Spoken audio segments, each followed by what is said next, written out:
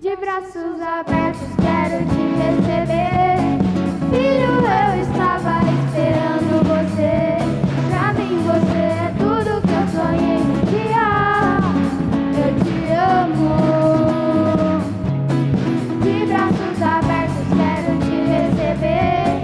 Filho, eu estava esperando você. Pra mim você é tudo que eu sonhei um dia. Eu te amo. De braços abertos quero te receber.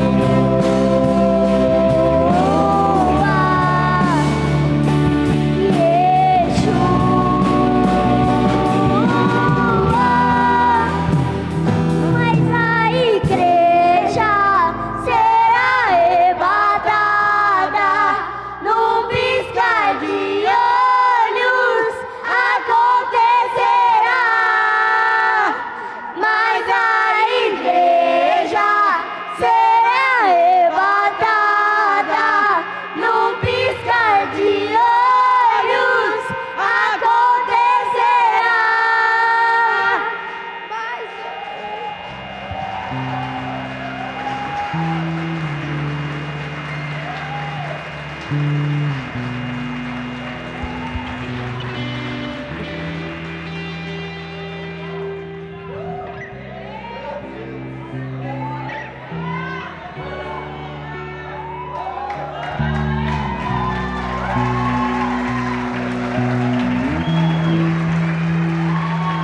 aqui em cima.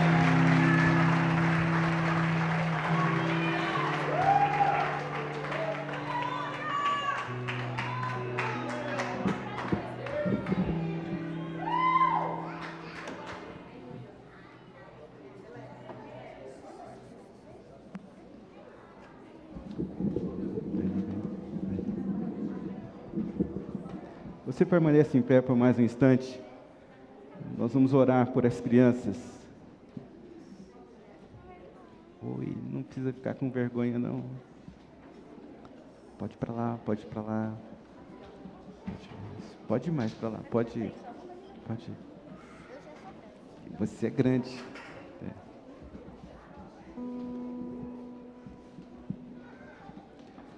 Nesse nosso momento de intercessão, nós queremos abençoar a vida das crianças hoje.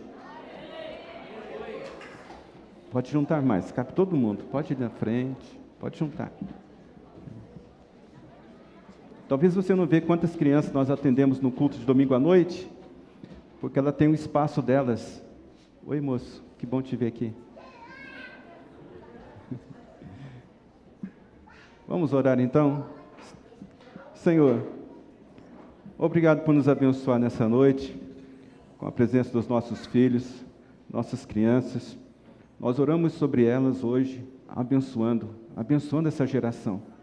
Aqui, Deus, desse grupo de pessoas que estão aqui, sairão missionárias, missionários, pastores, pastoras, homens e mulheres de negócio, pessoas que descobrirão, ó Deus, soluções para a enfermidade, pessoas que descobrirão soluções tecnológicas, pessoas que escreverão best-seller, porque o Senhor está abençoando essa nova geração.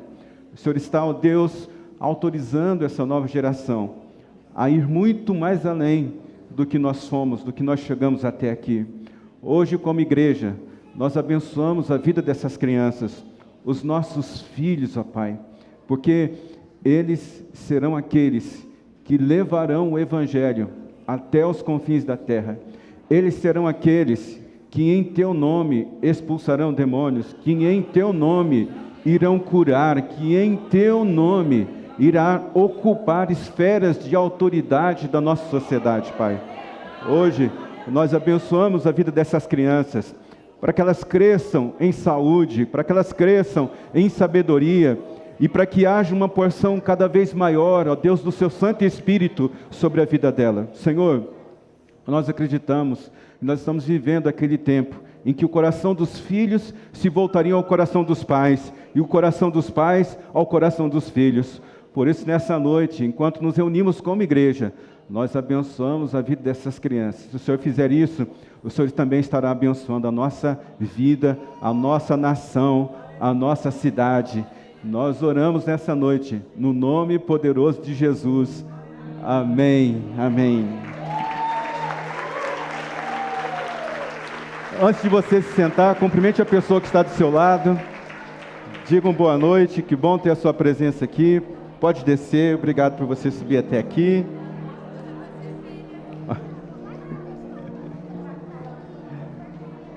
Tchau.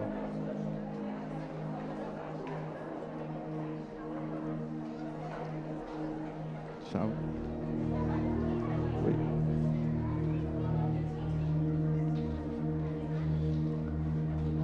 Desde domingo passado até o próximo domingo, nós teremos uma programação especial para crianças, com brinquedo, bolo, pacotinho surpresa, salgados. Daqui a pouco nós vamos melhorar o espaço delas. Amigo, esse som está esquisito, você arruma para mim? Se puder ligar as luzes também aqui, a gente agradece. Obrigado. Agora tem espaço aqui, se você estiver de pé, tá bom? tem espaço por aqui, porque eles estão retornando ali para o espaço deles. Vamos só aguardar a saída deles.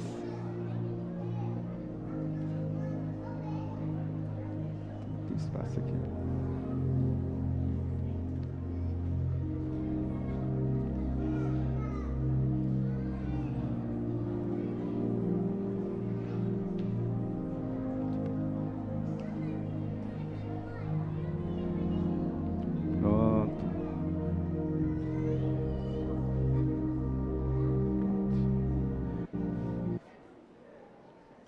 Agora está entrando numa calmaria. O som ainda está ruim. Eu acho que isso vai melhorar, né? Parece que eu estou falando dentro de uns negócios aqui que está estranho. Por favor, pode vir.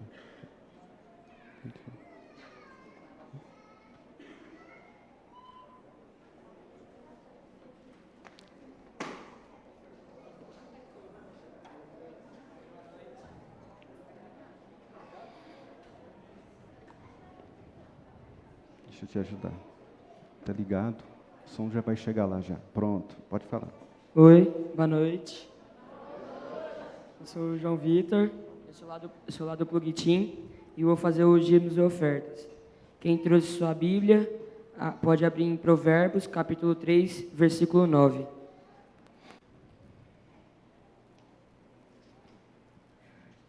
Eu vou ler aqui então. Honre o Senhor com todos os seus recursos, com os primeiros frutos de todas as suas plantações. Vamos orar? Pai, obrigado por mais um domingo que estamos aqui. Abençoe a vida de cada um. Abençoe a vida de quem trouxe os dízimos e quem não trouxe também. Que no próximo domingo possa fazer. Amém. Amém, Senhor. Amém. Pode trazer seus dízimos agora. Amiga.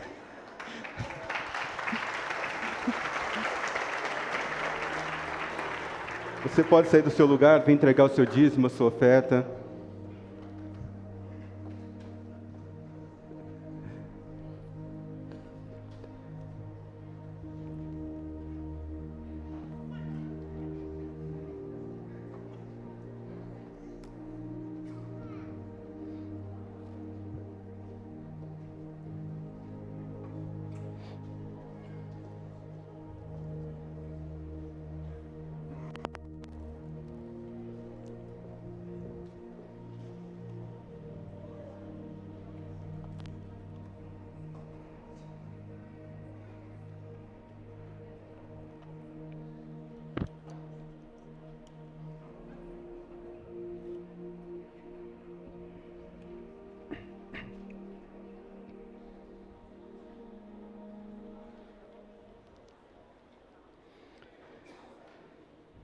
Então, boa noite, graça e paz. Desejo muito que você encontre o que você veio buscar nessa noite aqui.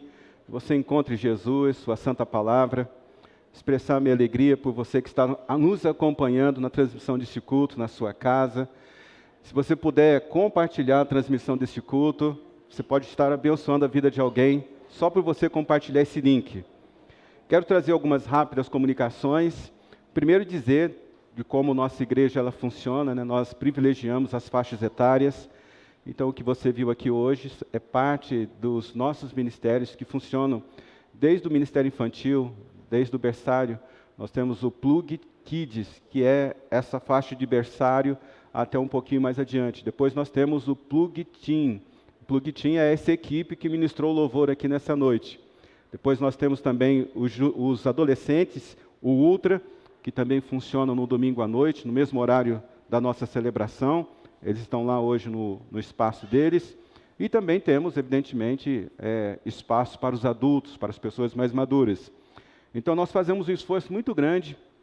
Em cada uma dessas esferas aí, nós temos um líder, geralmente é um casal, junto com uma equipe, que atende todas as necessidades desses ministérios. Então, às vezes você não vê tantas crianças aqui dentro, porque elas estão nos seus devidos espaços, aprendendo sobre a palavra, sobre Jesus, com a sua linguagem. Hoje de manhã eu entrei lá no espaço do Ministério Infantil, porque nós precisamos fazer uma adequação no forro, ali na entrada. Se você é pai e foi levar o seu filho lá, viu que algumas folhas haviam caído do forro. Também estávamos com esse mesmo problema ali na cozinha. Essa semana já foi realizado o concerto. O que eu quero dizer para você é que a gente está trabalhando para criar cada vez mais um espaço melhor para atender as nossas crianças. O meu desejo é que a criança não queira ir embora mais daqui, que quando ela for levar você para casa, ela começa a chorar, dizendo: mãe, eu quero ficar aqui, pai, me deixa ficar mais um pouco aqui na igreja. A gente depende bastante de dízimos e ofertas, a gente não tem ainda uma outra maneira, um outro recurso para que a gente possa investir aqui. Tudo que a gente faz é baseado na sua generosidade, no seu compromisso com dízimos e ofertas, com a generosidade dos nossos líderes também, que servem aqui sem cobrar nada. E nós fazemos um esforço muito grande para manter esse lugar aqui funcionando com o maior nível de qualidade que a gente pode dar. Eu reconheço que há muitas coisas que a gente ainda precisa fazer. Eu estava conversando com a Gilmar hoje de manhã. São tantas as necessidades, para todo lugar que eu olho tem uma necessidade. E não são necessidades que dá para a gente atender, precisa de investimento de recursos, né? Graças a Deus, como eu disse, que a gente conta com a ajuda de muitas pessoas generosas. Essa semana foi feita uma faxina no nosso espaço, no nosso jardim. Há um tempo atrás nós fazíamos essa faxina com voluntários, mas hoje a gente não consegue mais voluntários. É porque o estilo de vida mudou, as pessoas estão mais atarefadas e tudo mais. E a gente realmente tem que empregar recurso financeiro. Só para você ter uma ideia, né, só para fazer uma faxina nesse lugar aqui, do jeito que foi feito, aparar os matos, passar veneno, cuidar do nosso jardim ali, R$ 1.200 investido. Graças a Deus que uma família aqui da igreja, muito generosamente, atendeu, nos ajudou, pagando esses custos. O que eu quero dizer é o seguinte: para todo lado que você vê, você vai encontrar uma necessidade. Isso não quer dizer que eu não estou enxergando. Quando você traz uma necessidade para mim, eu estou a 10 passos à frente de você. Quando você trouxer uma necessidade para mim, traz junto o seu recurso, porque assim eu vou conseguir ampliar a visão que você está tendo de conserto, de melhoria, porque, meu amigo, boas ideias e pensando para 5, 15, 20 anos, eu tenho isso. Cláudio, eu tenho que ter paciência comigo mesmo, dizer: Cláudio, calma, tudo tem o seu tempo, aguenta firme, tudo vai dar certo, Deus está com a gente. E pela graça de Deus, nós estamos já há mais de 10 anos nesse espaço, sempre cuidando deles, sempre trazendo melhorias, para se tornar um lugar assim, agradável, se tornar um lugar que as pessoas encontrem Deus, encontrem o mover de Deus. E nós começamos isso com as nossas faixas etárias, né? Então, todo sábado nós temos encontro de juventude, são tantas coisas acontecendo, nós somos uma igreja multifacetada, há várias frentes de trabalho. Quero te agradecer pelo seu envolvimento, pela sua dedicação, porque sem você, sem a sua participação, certamente nós não estaríamos aqui. Então, muito obrigado por sua generosidade, sua contribuição, e nos ajudar tanto dessa forma. Então, nós estamos falando deste mês, esse mês é o mês de outubro, é o nosso mês de conquistas. O ano não acabou ainda, a gente está chegando na reta final, mas tem muitas coisas para você conquistar. Então, viva esse mês de outubro com esse tema em mente. É o mês da conquista, da minha conquista. Eu não sei qual é a conquista que você precisa, mas se você olhar para o futuro, para esse mês, com esse tema em mente, é o mês da minha conquista, você vai ver que Deus vai se mover debaixo dessa sua fé. Hoje também nós iniciamos a nossa participação na Copa Gospel, e agora vai ter a primeira semana de dezembro. Todo final de semana teremos jogos. É a 16ª edição da Copa Gospel. Então, quando você puder, no final de semana, passe por um dos lugares que vai estar tendo jogos e vai lá celebrar com a gente, com o povo de Deus. Quero agradecer a você que trouxe sua contribuição para a nossa ação no Dia da Criança, ali na Vila Garcia. Já temos pelo menos uns 100, 150 brinquedos arrecadados. Se você quiser fazer a sua contribuição, ainda dá tempo. Você pode procurar o Ricardo, a Camila, me procurar, encontrar uma forma de fazer a sua doação chegar até nós. Já tem a data, eu acabei não prestando atenção, porque, apesar de ser o regente dessa casa, eu não sei de todas as coisas. Então, não me lembro qual é a data que está aqui designada por um encontro lá. Você pode me ajudar, Ricardo?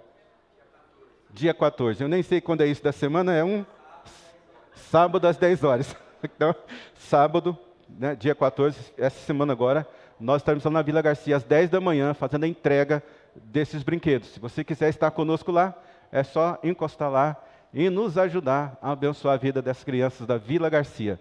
É fácil você encontrar a Vila Garcia e é fácil você encontrar onde nós estaremos, porque lá vai estar cheio de gente. É só você chegar lá.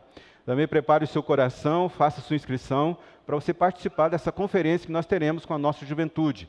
É um dia, é um intensivo na busca por mais de Deus, por mais e mais de Deus. Deus tem mais para acrescentar na sua vida. Eu gostaria muito que você pudesse fazer a sua inscrição, participasse desse dia tão especial. A programação começa... não vou falar muito dela não, porque eu não tenho tempo, mas depois você vê nas nossas redes sociais, aí você pode acompanhar melhor isso. Já faça logo a sua inscrição para você garantir, tá bom? Também quero agradecer as pessoas que estão contribuindo para a realização da construção do nosso café. Essa semana nós ganhamos a doação da colocação do forro. O forro vai ser um forro amadeirado, lindo demais, um lugar muito agradável, onde você vai poder tomar um café, trazer um amigo, bater um papo antes do culto, pós-culto. E nós queremos também que esse café seja algo que esteja aberto durante toda a semana. Estamos correndo rapidamente para poder inaugurar ele rapidamente. Se você também quiser nos ajudar, doando material de construção, recurso financeiro, ajudando com alguma mão de obra, é só nos procurar. Vai ser muito bem-vindo o seu gesto de generosidade. E também dizer que nós continuamos arrecadando recursos de alimentos para poder atender as pessoas que precisam. Às vezes as pessoas me ligam, ligo para o Ricardo, às vezes nós temos recurso, às vezes nós não temos, às vezes nós temos cesta, nós compartilhamos. Todas as vezes que você traz a sua cesta, o seu quilo, nós estamos conseguindo abençoar a vida de uma família. Amigos, talvez você não vou falar que você não está sentindo, todos nós sentimos. As dificuldades que o nosso país passa, os enroscos, as travas que a gente tem, mas o povo de Deus é sempre um povo abençoado. A gente sempre pode ajudar aqueles que estão do nosso lado. Então, se você pode, traz a sua doação e nós vamos fazer chegar na mão de alguém que precisa, tá bom? Eu creio que são todas essas informações. Antes de nós irmos para a palavra de Deus, nós vamos ouvir o testemunho. Você quer? Da Josi. Tinha esquecido o seu nome, Josi. Não. Como assim? Pois é, me perdoa. Boa noite, igreja. Boa noite, Plug. Gente, para quem não me conhece, eu sou a Josi. Faz algum tempo que eu e meu esposo estamos liderando o Plug Team, para a glória e a misericórdia de Deus, né? Que Deus nos chamou, então nós dizemos amém. E hoje o meu testemunho será bem breve. Eu vou contar um pouco da minha infância. Eu senti no meu coração, não queria, porque eu fico muito nervosa subindo aqui, né? Mas eu acho muito importante contar. Quando eu era criança, o meu lar, eu fico nervosa. O meu lar era completamente destruído. A minha família era uma família totalmente desestruturada, né? Havia muitas situações dentro de casa, muito difícil, muitas brigas, muitas coisas ruins. E eu não cresci dentro de um lar onde eu tivesse uma referência. Mas, assim, minha mãe e meus pais mudavam muito de casa. Muitas vezes a gente mudou de casa. Mas todas as vezes que a gente mudava de casa, eu me lembro que tinha um vizinho evangélico de alguma denominação que me levava para a igreja. Eu fazia amizade com o filho deles, eles me levavam para a igreja. E ali foi plantada uma semente, né? Creio eu. Ali foi plantada uma semente. Eu não tinha uma idade ainda para me converter, para me arrepender dos pecados. Mas, enfim, ali foi plantada uma semente e, conforme eu fui crescendo, eu parei de ir na igreja. E aí eu tive minha adolescência. Minha mãe está aqui, gente, ela não sabe, mas eu fiz muita coisa errada. Ela nem imagina quanta coisa errada eu fiz, mas abafa o caso, né? Porque eu não quero que ela passe mal aqui hoje. Então, eu fiz muitas coisas erradas até os meus 14 anos. E ali nos 14 anos eu estava sofrendo tanto de ver o meu lar daquela forma, de ver a minha família tão destruída e desestruturada, que eu fui para a presença de Deus. E eu me apaixonei. porque Ele preencheu todos os meus vazios, todo o meu sofrimento foi embora. E eu me batizei com 15 anos. E eu lembro que no dia do meu batismo, eu disse para Deus que se fosse para eu sair da presença dEle, que Ele tirasse a minha vida antes. E eu disse aquilo de todo o meu coração. E desde então eu estou na presença de Deus. Já passei por muitas coisas. Quem me conhece sabe. Já fiquei viúva. Já fui mãe sozinha 5 anos. Muitas coisas, gente. Muito testemunho. Mas hoje será somente isso. E quando eu fiquei grávida, eu orava para o meu filho. Meu filho era o baterista que estava aqui. Minha filha é que estava cantando. E eu já orava por eles. Orava para que eles fossem um adorador do Senhor, para que o Senhor quebrasse todas as maldições da minha família, para que a próxima geração não passasse pelo que eu passei.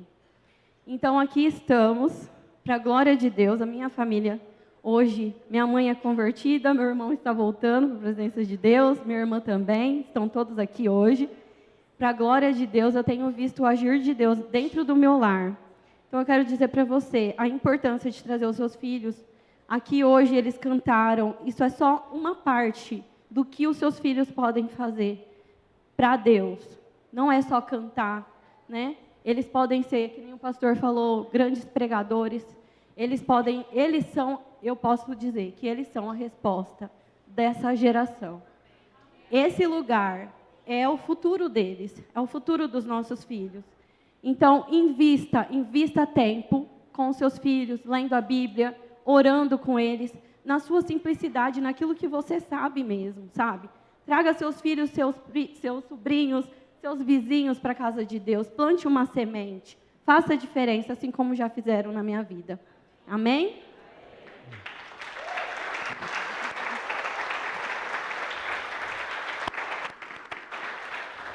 Obrigado a Josi, o Jean, e toda a equipe por cuidar das nossas crianças. Eu sempre procuro por pessoas que são improváveis. Quando eu os procurei, eles relutaram muito a aceitar a liderança desse ministério. Eles não se achavam qualificados para isso. Eu já tive a experiência de convidar gente que eu sabia que tinha um bom conteúdo bíblico, gente que tinha uma boa formação, mas que no final me deu muito trabalho, muito orgulho, muito soberba e pouco resultado espiritual. Então, de um tempo para cá, eu decidi convidar casais para liderarem ministérios na igreja e pessoas simples, pessoas que desejam aprender. Se você é alguém que eu convidei e mesmo com muito temor aceitou, obrigado pelo seu sim. Deus vai honrar o seu sim. Deus vai honrar o pouco que você tem e você vai ver a obra de Deus sendo feita na vida das pessoas através das suas mãos. Então, obrigado a todos vocês que servem nos nossos ministérios. Vamos à palavra de Deus. Quero convidar você a abrir Marcos, o Evangelho de Marcos, o capítulo é o 12. Nós vamos ler essa parábola de Jesus, a parábola dos lavradores. Uma outra versão diz a parábola dos lavradores ruins.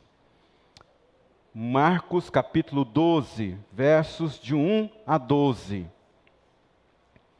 Marcos 12, diz assim: Então Jesus começou a falar por parábolas, dizendo: Certo homem plantou uma vinha, colocou uma cerca ao redor dela, cavou um tanque de prensar uvas e construiu uma torre. Depois, arrendou a vinha a alguns lavradores e foi fazer uma viagem. Na época da colheita, enviou um servo aos lavradores para receber deles a parte do fruto da vinha. Mas eles o agarraram, o espancaram e mandaram embora de mãos vazias. Então enviou-lhes outro servo, e eles lhe bateram na cabeça, o humilharam. E enviou ainda outro, o qual mataram. Enviou muitos outros, alguns bateram, outros mataram. Faltava-lhe ainda um para enviar, o seu filho amado. Por fim o enviou dizendo: A meu filho respeitarão. Mas os lavradores disseram uns aos outros: Este é o herdeiro. Venham, vamos matá-lo, e a herança será nossa. Assim, Eles o agarraram, mataram e lançaram para fora da vinha. O que fará então o dono da vinha? Virá e matará aqueles lavradores e dará a vinha a outros. Vocês nunca leram essa passagem das Escrituras? A pedra que os construtores rejeitaram tornou-se a pedra angular. E isso vem do Senhor, é algo maravilhoso para nós. Então começaram a procurar um meio para prendê-lo, pois perceberam que era contra eles que ele havia contado aquela parábola. Mas tinham medo da multidão, por isso o deixaram ir embora. Você pode orar comigo mais uma vez? Talvez você possa dizer para Deus o quanto você quer que Ele fale com você hoje. Talvez você possa dizer: Deus, me dá da tua instrução, me dá da tua sabedoria. Deus, hoje o que nós queremos é a instrução do céu. Hoje o que nós queremos não é o conhecimento, Senhor, mas é a aplicação que o Teu Santo Espírito fará na nossa vida, no nosso espírito. Deus, vem hoje e nos corrige se for necessário. Vem hoje, Deus, e edifica a nossa vida, edifica a nossa fé com a Tua palavra, Deus. Nada fora da Tua palavra, nada senão a Tua palavra. Hoje, Deus, nós dizemos ao Senhor que queremos ouvir a Sua voz. Fala na nossa história, na história particular de cada um de nós que estamos aqui nessa noite e daqueles, ó Deus, que irão ouvir essa palavra que estará nas nossas redes sociais. Abençoa a nossa vida dessa forma. Nós fazemos essa oração no nome santo de Jesus. Amém.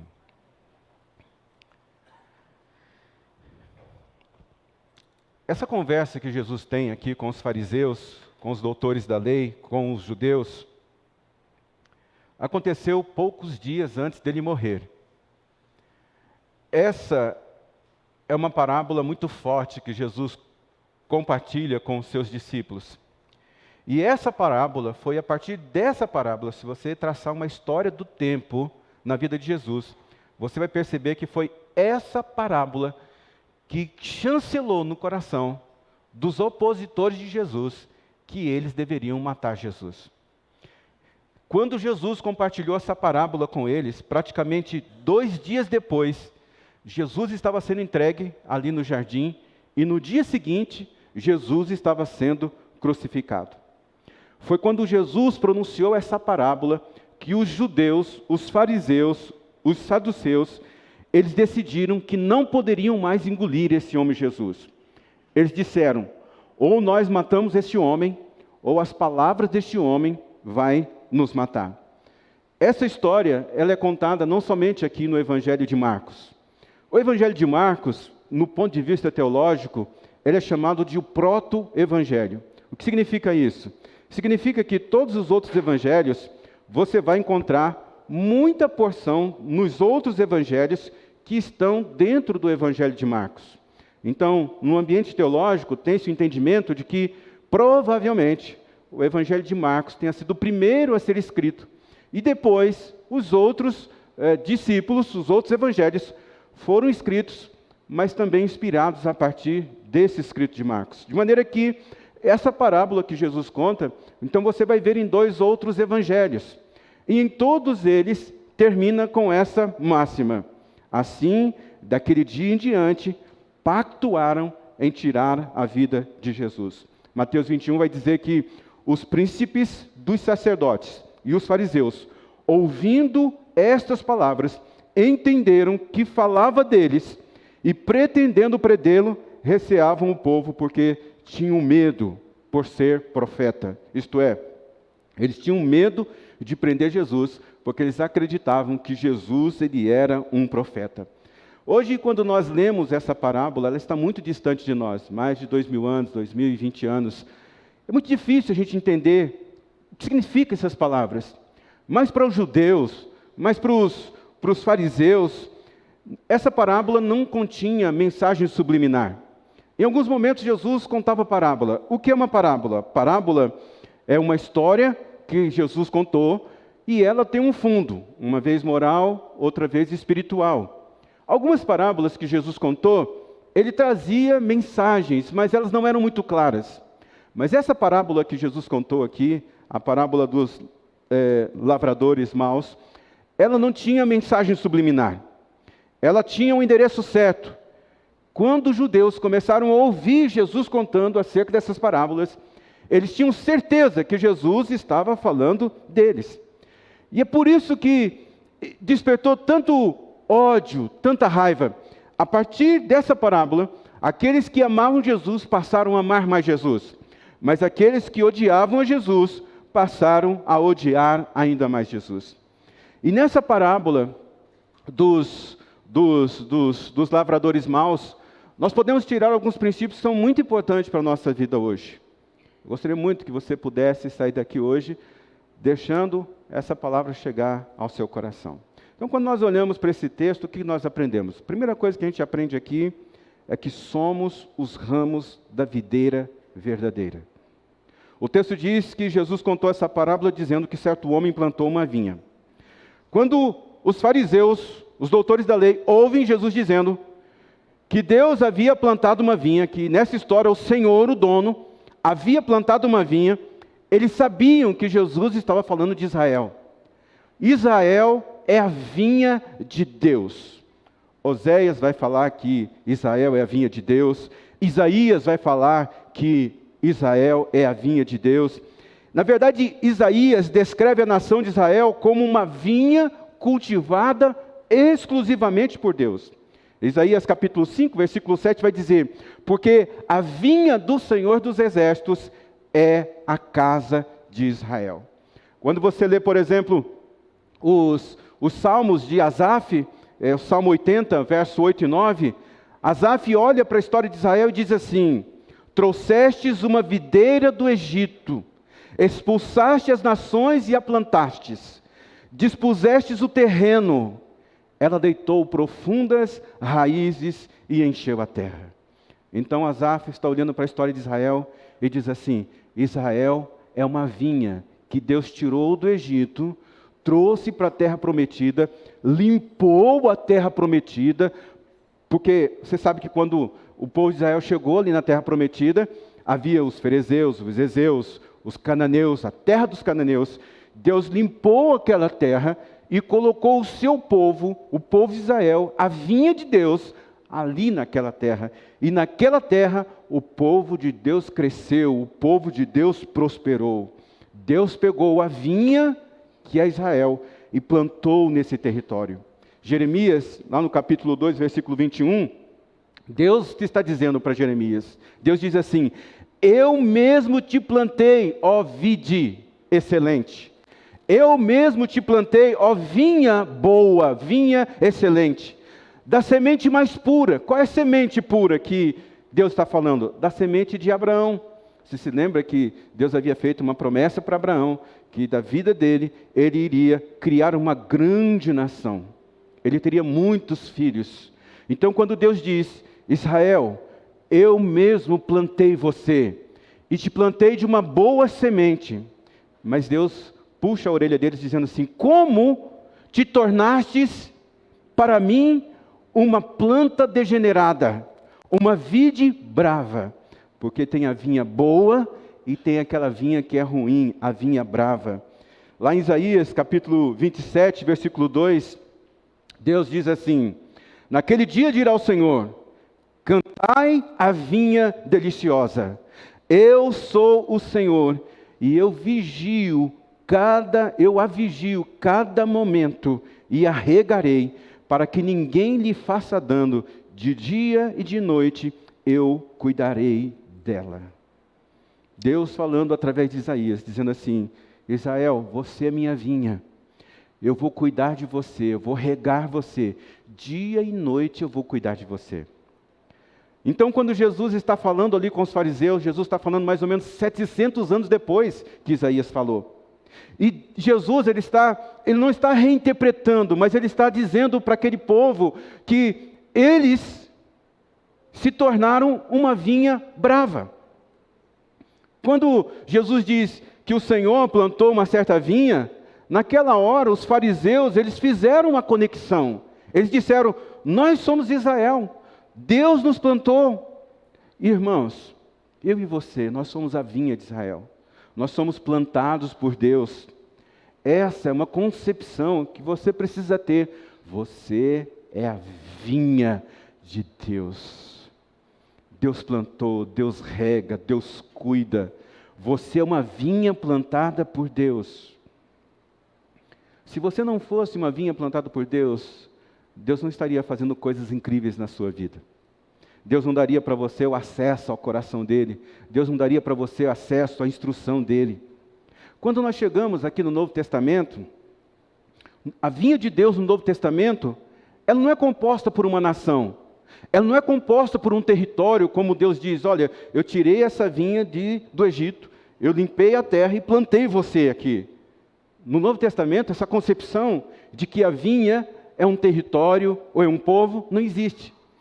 No Novo Testamento, a vinha é Deus, é Jesus.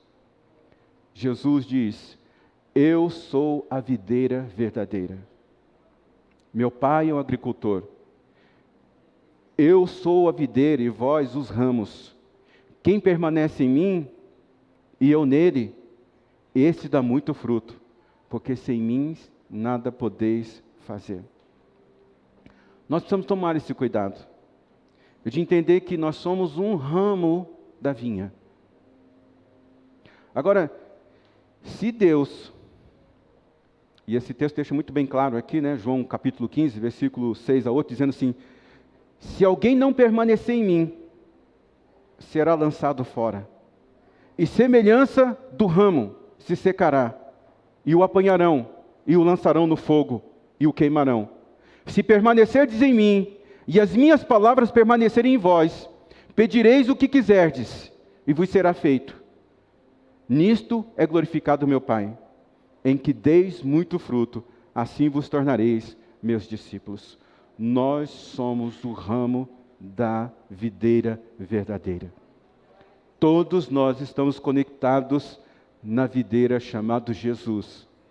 E o desígnio seu é produzir muitos frutos. Agora entenda, se você não for esse ramo conectado na vinha Jesus, você será cortado, será jogado fora, vai secar e vai ser queimado. O que mais nós aprendemos nesse texto? Que a palavra de Deus ela é uma proteção para a vida. Então Jesus falou assim: olha, eu plantei uma vinha. E nesse mesmo versículo ele diz: e eu coloquei uma cerca em torno de você. O que separava a nação de Israel dos outros povos? O que era diferente na nação de Israel que era diferente nos outros povos? Era a instrução de Deus.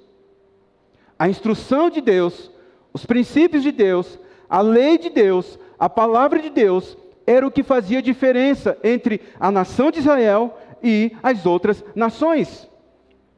Êxodo diz: agora, pois, se diligentemente ouvirdes a minha voz e guardardes a minha aliança, então sereis para mim uma propriedade particular dentre todos os povos, porque toda a terra é minha. Uma cerca, ela delimita uma propriedade. Uma cerca, ela diz que naquele ambiente, naquela geografia, tem um dono. Então entenda que os princípios, a palavra de Deus, é o que nos diferencia de outras pessoas. O que é a diferença de um crente e de uma pessoa do mundo? Qual é a diferença que existe entre um crente e uma pessoa do mundo? Se a gente come a mesma coisa que eles comem, se a gente veste a mesma roupa que eles vestem, se a gente frequenta os mesmos lugares que eles frequentam, qual é a diferença entre o povo de Deus e as pessoas que são do mundo? São os princípios de Deus que estão instalados dentro de nós. São os valores de Deus que estão implantados dentro de nós. A palavra de Deus, ela é uma proposta de vida para a gente. Não pense que ser cristão é uma questão de estética. Ser cristão não é uma questão de estética. Eu vou melhorar essa fala para você entender. Algumas pessoas acham que ser cristão é usar uma saia comprida, botar uma Bíblia debaixo do braço e sair por aí como se fosse alguém diferenciado. Isso é estética. Isso a palavra é forte, mas ela não foi dita por mim. É túmulo caiado. Deus não está preocupado com a estética. Não está preocupado se você usa terno e gravata. Não está preocupado se você... Tem algumas pessoas que viveu essa crise, né? Por exemplo, elas usavam bermuda em casa. Mas se o líder daquela comunidade viesse na casa dele, ele corria para colocar uma calça comprida. Mulheres sempre de roupa comprida, vestido. Eu sou crente. Crente não é uma questão de estética. Crente é uma questão dos valores, dos princípios, das leis de Deus instaladas dentro de nós.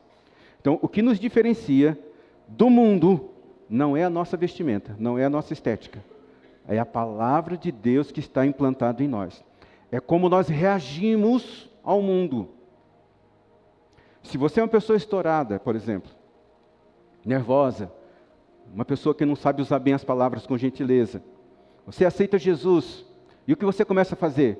Você começa agora a prestar atenção nos valores da palavra de Deus, que você deve amar o próximo, que você deve cuidar das suas palavras. Então você vai deixando com que a palavra de Deus vai moldando o seu hábito. E então de uma pessoa grosseira, abaixa esse som para mim, está me atrapalhando. Então de uma pessoa grosseira, passa a ser uma pessoa amável, dócil, porque a palavra de Deus, ela vai moldando o nosso caráter, ela vai moldando a nossa vida, ela vai margeando a nossa vida. Então, quando Deus diz que para os judeus que Ele havia plantado uma videira e que Ele havia cercado a videira, eles entendiam que quando Deus cercou eles, cercou com os princípios. Na verdade, essa palavra cerca significa uma planta viva espinhosa. Um exemplo muito claro seria a primavera, por exemplo. Muitas propriedades têm primavera em torno delas. Muito bonita, evidentemente, mas se você tentar atravessar uma primavera, tem muitos espinhos ali, você não... E por que se plantava uma cerca viva em torno da vinha? Porque você vai ver lá depois na palavra de Deus, falando das raposinhas. As raposinhas, elas furavam o cerco, da cerca, né? Iam lá e comiam o fruto da videira. Então, assim, precisa de uma cerca.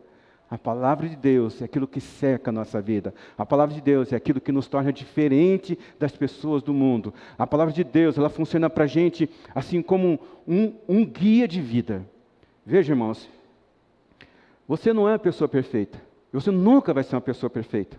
Não alimente essa ideia tola de que você vai olhar para si mesmo e vai dizer, nossa, como eu sou bom, como eu sou bonzinho, como está tudo certo aqui na minha vida, nossa, como eu sou perfeito, as pessoas têm que me respeitar porque eu sou perfeito. Nenhum de nós que estamos aqui nessa sala somos perfeitos, mas nós estamos sendo aperfeiçoados pela palavra de Deus.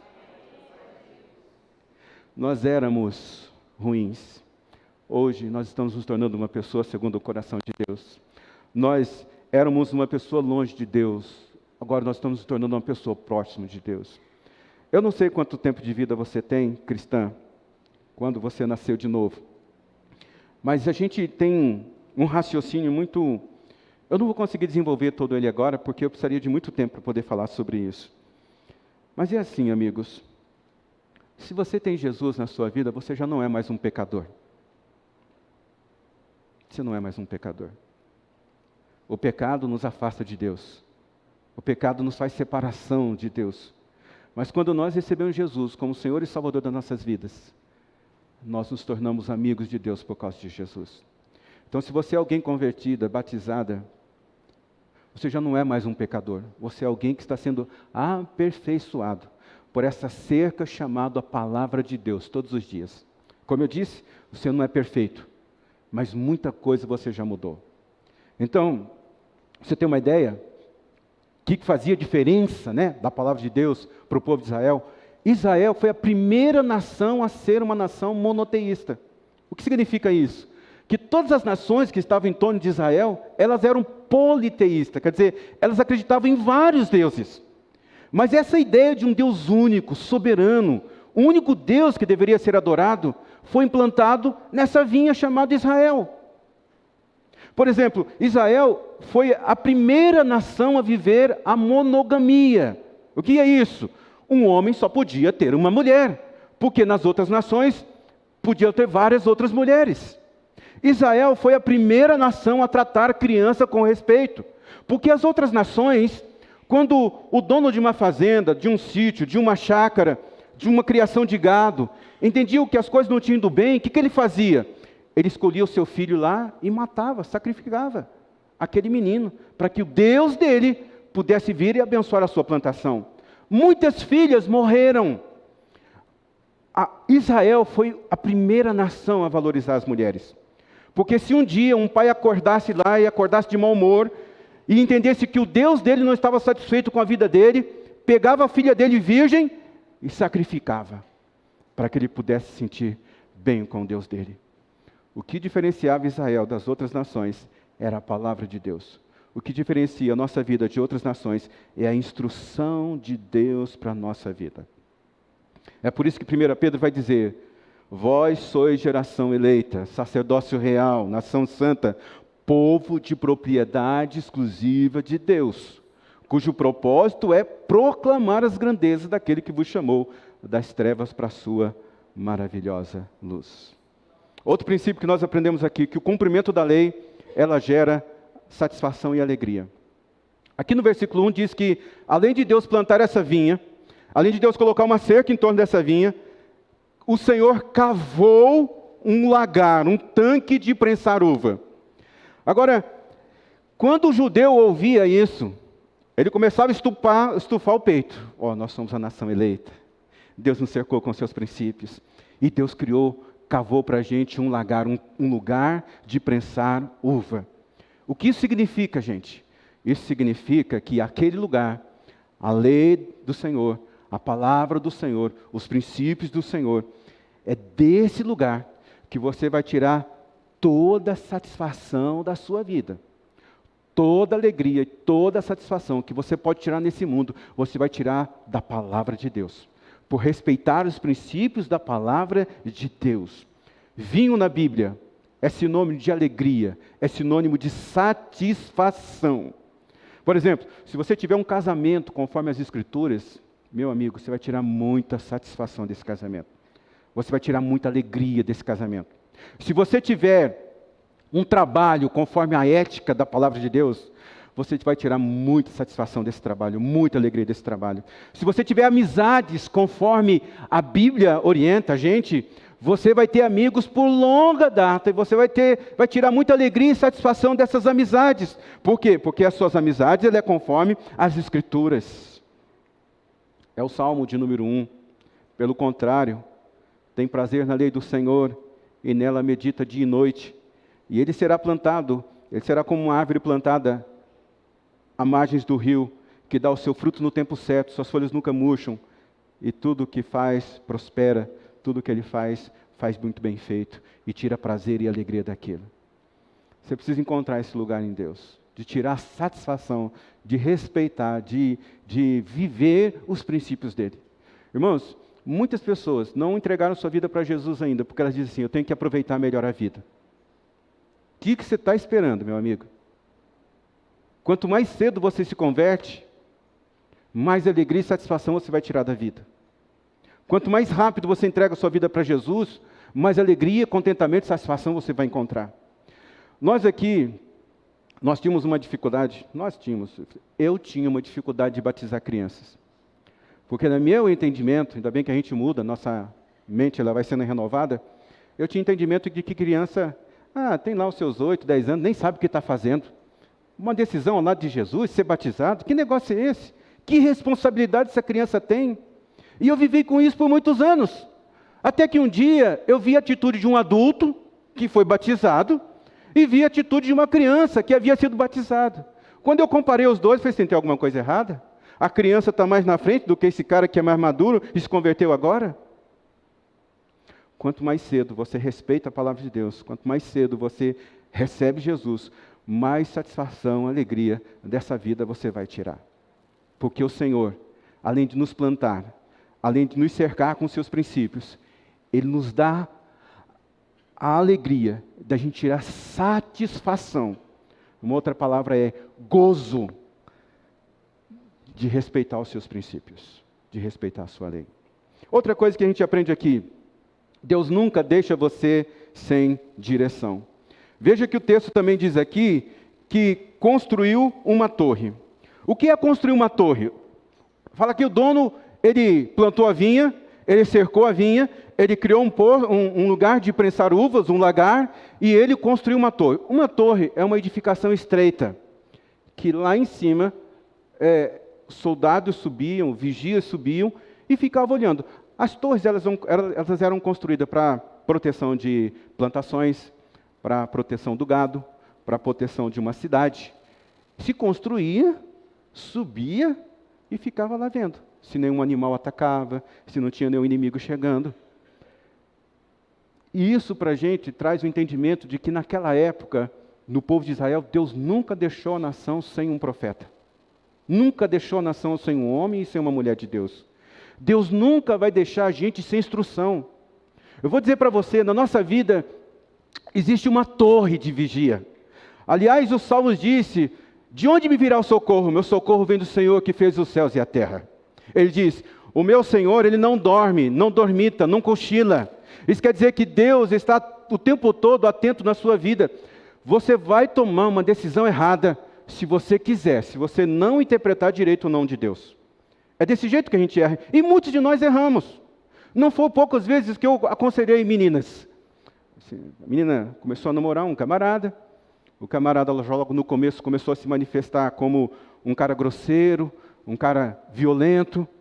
E a menina vinha conversar comigo, pastor, meu namorado me fez isso, sabe, me bateu, me oprimiu. E eu falava para essa menina, falei assim, larga dele, sua boba. Tem tanto homem aí, olha, vai escolher outro. Você, não, pastor, mas eu entendo que Deus me colocou na vida dele para aceitar Jesus. Mentira. Você está mentindo para você mesmo. Deus colocou na vida de todo ser humano um homem chamado Jesus. Nós somos portadores da palavra de Deus.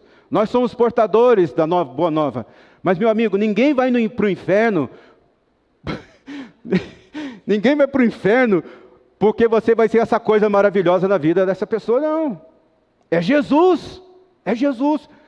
Então, às vezes a gente está olhando para o não de Deus e a gente está falando assim, não, Deus, não é bem assim. Veja como eu sou importante na vida dessa pessoa. Se eu não tiver, vai para o inferno. Vocês dois vão para o inferno. Porque hoje ele te pressiona. Amanhã, quando ele estiver casado com você, ele vai te bater 3 vezes por dia. E sabe como é que você vai terminar com essa história? Eu gosto. Você é mais novo, você não lembra você não lembra da escola do professor Raimundo? Aquela nordestina, falava o nome do senhor que eu não lembro mais, e ele fez isso com você. Você não chamou a polícia? Não, eu gosto. Deus nunca vai deixar você sem direção. Talvez você não esteja interpretando os nãos de Deus. Deus está dizendo não para você.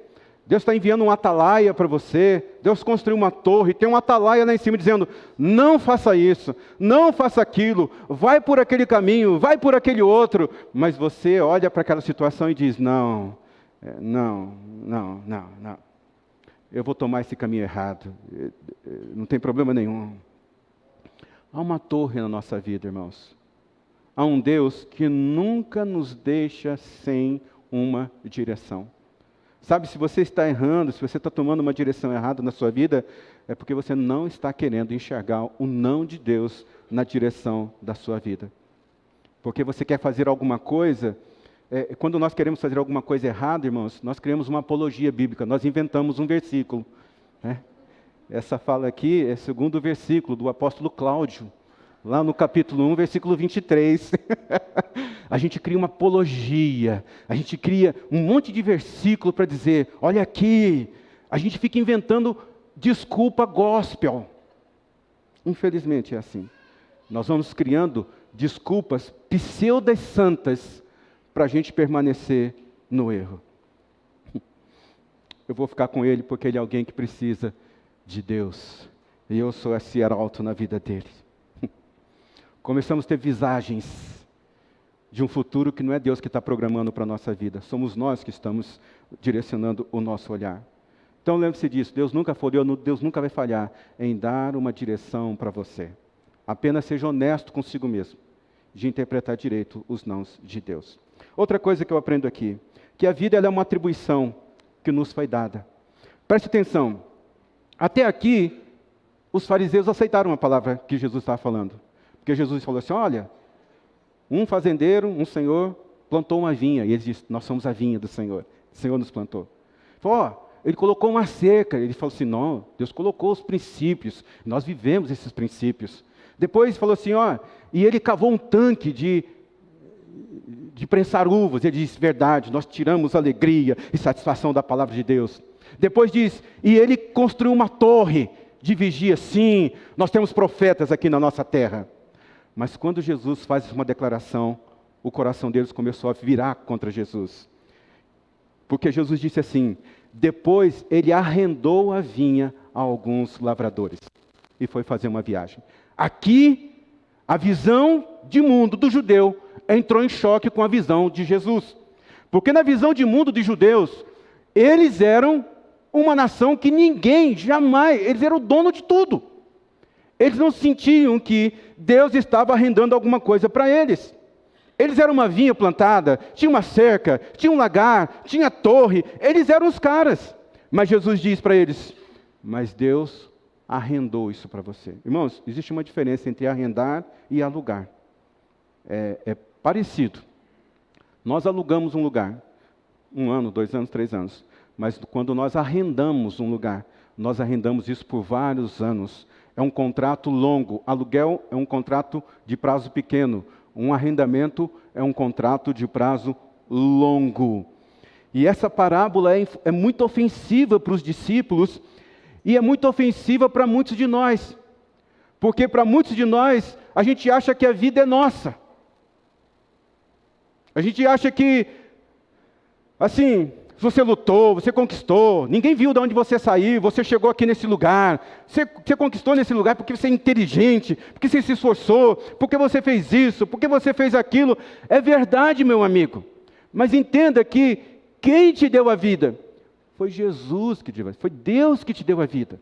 Então a vida para nós é uma atribuição temporária.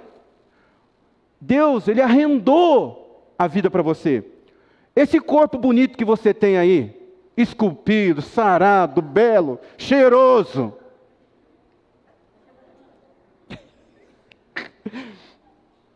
Um dia, o pó vai bater na tua porta e dizer assim, manda o corpo de volta para mim. Porque o corpo veio do pó, e do pó voltará. Esse fôlego de vida que você tem aí, um dia o dono vai bater na sua casa e vai dizer assim, me dá o teu fôlego de volta. Irmãos, tudo que nós temos é um arrendamento que Deus fez na nossa vida. Tudo que nós temos é algo que Deus emprestou para a gente. Não pense que a vida é sua. Algumas pessoas dizem assim, não, a vida é minha, eu faço dela o que eu quiser. É mentira sua. Porque tem coisas que você faz e você não gosta. Não é verdade? Se a vida fosse sua, você ia fazer somente as coisas que você gosta. Mas entenda esse princípio, ele é verdadeiro, porque você faz coisas que você não gosta, você vai a lugares que você não gosta, você convive com pessoas que você não gostaria de conviver. Por quê? Porque você não é o dono da sua vida. Sua vida está arrendada. É uma atribuição temporária. Essa família que você tem aí, bonita, é um arrendamento que Deus deu para você. Esse trabalho que você tem, é um arrendamento que Deus deu para você. Esses amigos que você tem, é uma atribuição temporária que Deus deu para você. A sua emoção, a sua resiliência, a sua conquista, a sua paixão, sua energia vital, é um arrendamento que Deus deu para você. Tudo isso é uma vinha que foi arrendado para você. Não pense que a vida é sua, não pense que você faz do jeito que você quer. Esse negócio de que a vida é minha, eu faço do jeito que eu quero, esse negócio de que eu sou o dono, essa interpretação antropológica, ela é muito antiga. Por exemplo, algumas pessoas acreditam que as pirâmides, elas eram os lugares onde os faraós moravam. Mas não, As pirâmides é o lugar onde os faraós foram enterrados. E quando um faraó morria, preste atenção nisso, que se você tiver casado com um faraó, e se você for funcionário de um faraó, você tem que tomar muito cuidado com essa instrução dessa noite. Veja só. Quando o faraó morria, sua mulher também era morta. Porque na vida futura, ele queria continuar com o seu bem do lado. Então, se você é mulher de faraó, quando o seu faraó morrer... Quando o faraó morria, todos os seus filhos eram mortos também, menos o mais velho. Porque quando o faraó nascesse na outra vida, ele queria pelo menos ter alguns filhos ali para poder, é filho dele, é prole dele. Quando um faraó morria, alguns funcionários também eram mortos. Ele matava a cozinheira. Se o seu patrão é um faraó, cuidado. Porque assim, na outra vida tem que ter alguém para cozinhar. Na outra vida tem alguém para organizar a casa. Na outra vida tem que ter alguém para fazer as coisas funcionarem. O faraó morria e acreditava que ele era o dono da vida. Então tudo que estava em torno dele era morto. Seus bens, seu cachorro, seu periquito, sua mulher, tudo morria e era colocado na pirâmide. Porque tinha essa concepção, eu sou o dono da vida. Nós não somos donos de nada. Deus é dono de todas as coisas. Outra coisa que nós aprendemos aqui, e eu já estou terminando para você me pagar uma pizza hoje. Vamos lá. Glória a Deus. O que nós aprendemos aqui? Que toda colheita se espera uma prestação de contas. De toda colheita se espera uma prestação de contas. Versículo 2 diz que na época da colheita, enviou um servo aos lavradores para receber deles a parte do fruto da vinha. Então a cabeça do judeu agora começa a entrar em parafuso. Ele estava indo tudo bem, agora Jesus diz para ele que a vida deles é uma atribuição temporária, que ele arrendou a vida. Agora dizem ainda que o dono vai voltar e vai cobrar a parte dele. Eles piraram. Eles entraram na loucura. Isso acontece com a gente também. Porque quando a gente fala de prestação de contas, nós somos muito bons de prestar contas quando está tudo ok na nossa vida. Você bateu a meta, você conseguiu fazer aquela transformação que você queria, você alcançou o alvo que você desejou. Então você olha para você e fala assim, não, estou prestando conta aqui, está tudo certinho comigo, não tem nada fora do lugar. Mas nós não gostamos de prestar conta quando alguma coisa está faltando na nossa vida. Quando a gente não alcança a meta, quando a gente não conseguiu ser transformado como nós queríamos, nós não gostamos de prestar contas quando está faltando alguma coisa na nossa vida. Quando o tempo foi perdido, quando há falhas na nossa vida, quando as coisas não estão tudo ok como nós gostaríamos, nós não gostamos de prestar contas. Você gosta de prestar contas? Quando as coisas estão fora do lugar na sua vida? Nenhum de nós. Mas Jesus disse que chega uma hora que a gente tem que prestar contas. Chega uma hora que o Senhor vai vir para receber a parte do fruto da vinha. E Ele diz, me dê a minha parte. Dá a minha parte. Dá a minha parte da família que eu te dei. Dá a minha parte do trabalho que eu te dei. Dá a minha parte das conquistas que você teve. Dá a minha parte da capacidade que eu te dei. Dá a minha parte do ambiente que eu te coloquei. Dá a minha parte. Devolva os frutos que pertencem a mim. Como é que nós entregamos de volta para Deus, que arrendou para a gente a vida? Como é que nós entregamos para Ele de volta? Nós entregamos para Ele de volta quando nós entregamos para as pessoas que estão perto da gente. Deus não vai descer aqui e dizer para você assim, me dá aqui. Mas Ele vai colocar uma pessoa que precisa perto de você. E essa pessoa vai dizer, me ajuda. E você terá a oportunidade de servir, porque um dia Deus te serviu. Deus vai colocar alguém perto de você que você vai ter que ensinar para essa pessoa. Porque um dia Ele pegou você e te ensinou. Deus vai pegar você, Deus vai colocar uma pessoa no seu caminho, uma pessoa caída, no chão, desestruturada, desajeitada na vida. E que você vai estender a mão e você vai ajudar essa pessoa a se levantar e construir uma vida de sucesso. Porque um dia Deus estendeu a mão para você, levantou você do seu lago, a Bíblia fala, charco de lodo, e firmou os meus pés sobre a rocha, e colocou nos meus lábios uma nova canção. Se Deus faz isso com a gente, um dia Ele vai pedir de volta o fruto da nossa vida. E Ele vai colocar alguém perto da gente, para que a gente possa fazer por essa pessoa o que Ele fez por cada um de nós. Então, não se apresse de se orgulhar aonde você chegou. Não se apresse de estufar o peito e dizer assim, é a minha força. Porque tudo na nossa vida, irmãos, é a misericórdia de Deus. Tudo na nossa vida é a misericórdia de Deus. Tudo na nossa vida é a misericórdia de Deus. Sétimo, não mate os mensageiros. Em muitos momentos, Deus vai levantar pessoas para chegar diante de você. São os arautos de Deus, os mensageiros de Deus. Para dizer para você, não faz isso, não faça aquilo. Para pedir a parte dele de volta. E a Bíblia diz aqui que o primeiro servo foi mandado pelo Senhor. E diz aqui, eles o amarraram, o agarraram, espancaram e mandaram embora de mãos vazias. Imagina a cena. O funcionário chega lá, o servo chega lá para o dono, tudo machucado, ensanguentado, e diz assim, meu senhor, eles não quiseram devolver a sua parte. Eles me maltrataram, me bateram, e estão me mandando de volta de mão vazia. Mas Deus é longânimo com a gente. Deus é misericordioso com a gente. O texto diz que Ele mandou outro servo. Olha só, hoje, eu estou aqui, diante de você, como um servo que o Senhor mandou para a sua vida. Não bata em mim. Não me espanque. Não me mande embora de mãos vazias. Não, mas quando eu estou fazendo isso, pastor? Agora. Quando você está lutando aí com esses princípios que eu estou colocando para a sua vida, quando você olha para essas palavras e fala assim, esse negócio aí está demorando demais, esse cara já está falando coisas que não tem nada a ver, você está me espancando, você está me batendo, você está levantando uma muralha em torno de você, de maneira que você não deixa a palavra de Deus. Você está referindo o ensino que Deus está aplicando no seu coração através de mim.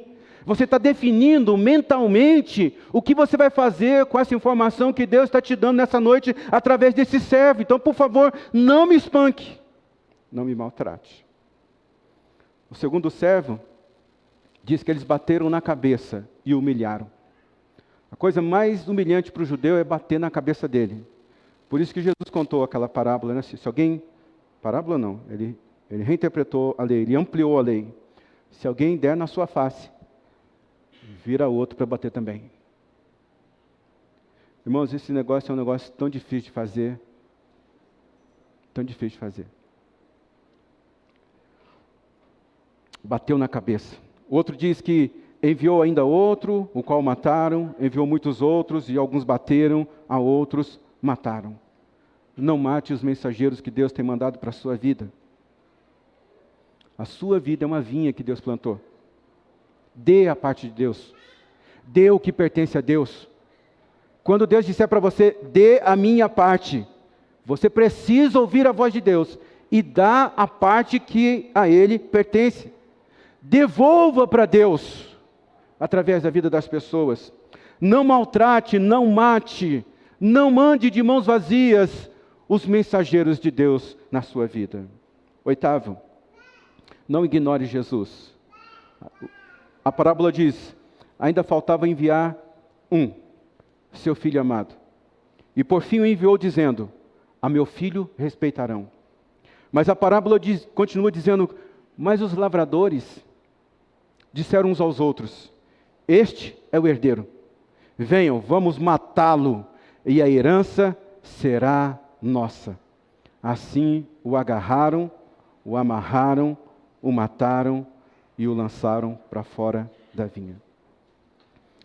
Não é isso que o mundo está fazendo hoje? O mundo está matando intelectualmente Jesus. O mundo não quer prestar contas. Não é isso que as pessoas estão fazendo hoje, duvidando da divindade de Jesus. Eu falei assim, não, você está falando de um Jesus histórico. Não, você está falando de um Jesus que eu nem sei se ele era realmente Deus. Ele viveu aqui de carne e osso, como qualquer um de nós. Como acreditar nesse homem? Então a gente vai, assim, tocando a nossa vida sem prestar contas. Para alguns de nós, Jesus é um bom velhinho, que aparece uma vez por ano, na concepção americana, na lareira, para deixar um presente no pezinho de meia que você deixa pendurado lá. Que olha para você lá de cima, aqueles cabelos grandes, grisalhos, aquela barba grisalha grande, aquela voz rouca, por conta da velhice, que só vai passando a mão na sua cabeça dizendo, tudo bem, meu filho, tudo bem, deixa isso para lá. Jesus estava falando assim para os doutores da lei, vocês vão me matar, porque vocês não estão deixando a minha palavra entrar no coração de vocês. Dê a parte de Deus. Eu vim aqui nessa noite como um mensageiro de Deus, como um servo enviado por Deus, para dizer que a sua vida é uma vinha que Deus arrendou para você. E que Deus vai pedir a parte dele para você. Parte da sua devoção, parte da sua adoração. E é interessante como termina essa parábola. Jesus fala assim, o que fará então o dono da vinha? Se você fosse o dono da vinha, o que você faria? Você mandou os caras lá, os seus servos, bateram, mataram, e eles vêm de volta e falam assim, ó, o pessoal lá é gente ruim, não quis entregar a sua parte. Eu falei para eles que era o Senhor que estava mandando e tudo mais, mas eles mandaram, olha o que eles fizeram comigo. Ó. O que você fazia? Uma vez um profeta chegou para Davi, falou assim, Davi, eu tenho que te compartilhar um problema, você precisa me ajudar nele. Davi, existia um homem que tinha muitas ovelhas, e ele poderia sacrificar qualquer uma daquelas ovelhas, porque aquelas eram ovelhas do seu rebanho, ele era o dono daquela ovelha. Mas o cara resolveu pegar a ovelha do seu vizinho pobre, a única ovelha que ele tinha. Ele pegou aquela ovelha e sacrificou. Davi, o que a gente faz com um homem desse? A Bíblia diz que Davi subiu o sangue nele, ele falou assim, esse cara tem que morrer. Não precisamos terminar a história, né? Você conhece a história. Se você fosse o dono da vinha, o que você faria? Então Jesus diz assim, ó, o que fará então o dono da vinha? Virá e matará aqueles lavradores e dará a vinha a outros. Essa parábola é a parábola mais sangrenta que Jesus conta. Esse outros é a igreja. Esse outros que Deus tirou a vinha da mão deles e deu para outros, este outro é a igreja dele, sou eu e sou você. Somos nós. Portanto vos digo, que o reino de Deus será tirado de vocês e será dado a um povo que dê muitos frutos. João 1 diz, veio para o que eram os seus, mas os seus não o receberam. Mas a todos quanto o receberam, deu-lhes o poder de serem feitos filhos de Deus, a saber, os que creem no seu nome, os quais não nasceram do sangue, nem da vontade da carne, nem da vontade do homem, mas nasceram de Deus. Glória a Deus, glória a Deus. Nós, eu e você, nós somos aqueles que receberam Jesus. E Ele tirou a vinha. Se Ele, Deus, tirou a vinha da descendência do seu amigo Abraão, ouça isso. Se Deus tirou a vinha dos descendentes do seu amigo Abraão, por que Ele não tiraria a vinha de nós? Por quê? Fica de pé. Quero encerrar esse culto. Hoje, sou apenas um servo enviado pelo Senhor. E eu venho aqui em nome do dono da vinha. E eu trago essa mensagem simples para você. Que de tudo que você administra, Deus, Ele está dizendo, dê a minha parte. Dê a parte daquilo que nós combinamos. Qual é o seu combinado com Deus? Cada um de nós temos um combinado com Deus. A Josi falou assim, olha, Deus, eu estou te entregando a minha vida, eu faço um combinado aqui contigo.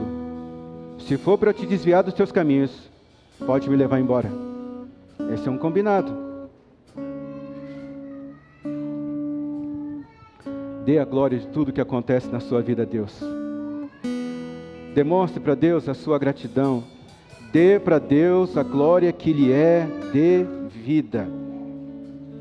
Na sua vida, irmãos, Deus vai enviar servos, gente que vai falar em nome dEle. Vai falar com você de forma sofisticada, vai falar com você de forma simples, vai falar com você de forma intelectual, ou vai falar com você assim, de forma diferente.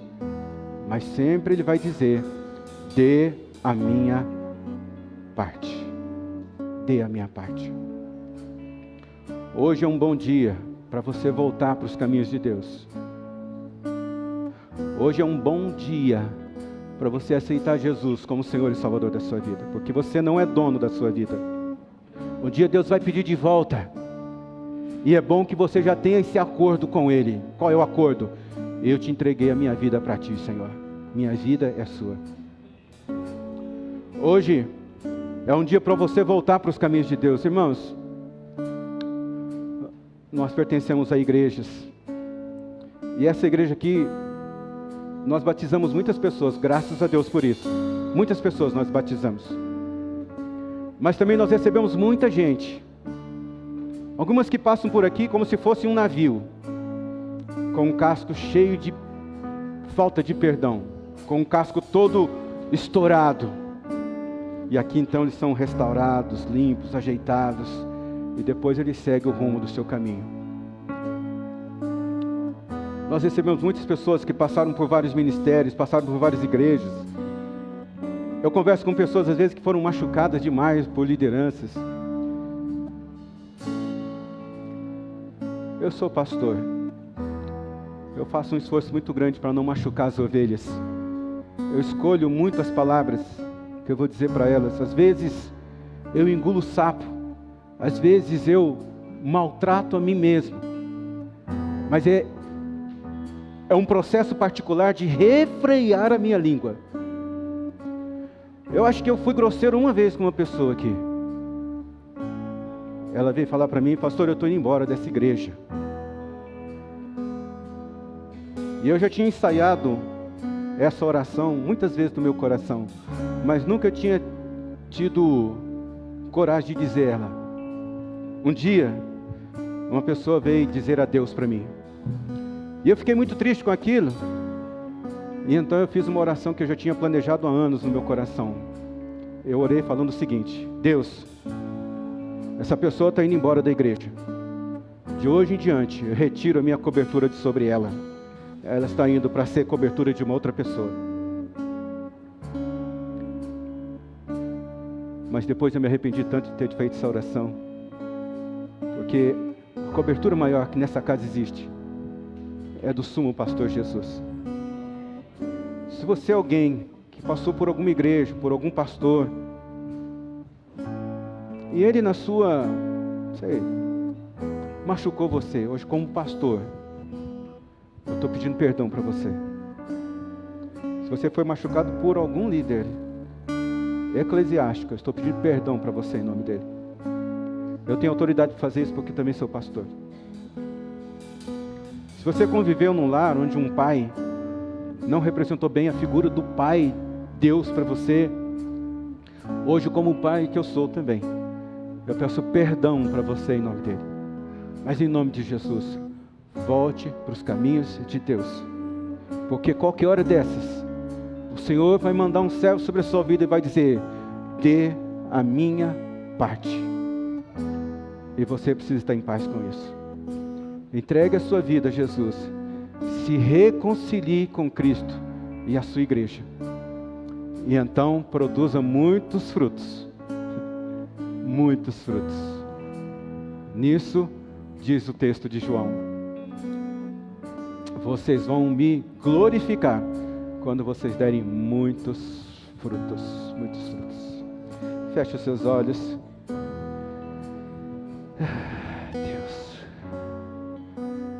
Deus, o Senhor me mandou hoje como um servo do Senhor para a vida dessas pessoas que estão aqui, para dizê-las: dê a minha parte. Que a tua palavra assente direito no coração delas. Que a sua palavra cumpra o propósito pela qual ela foi enviada nessa noite sobre nossas vidas. Eu também oro por aqueles que vão ouvir essa palavra depois. Que o teu Santo Espírito também, onde você está ouvindo agora, se encontre com você e você entregue para Deus toda a glória, toda a honra que é devida a Ele.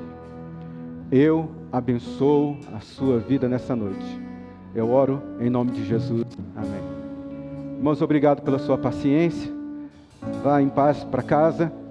Tenha uma segunda-feira cheia de conquistas e um mês poderoso de encontro com Deus. Deus abençoe você.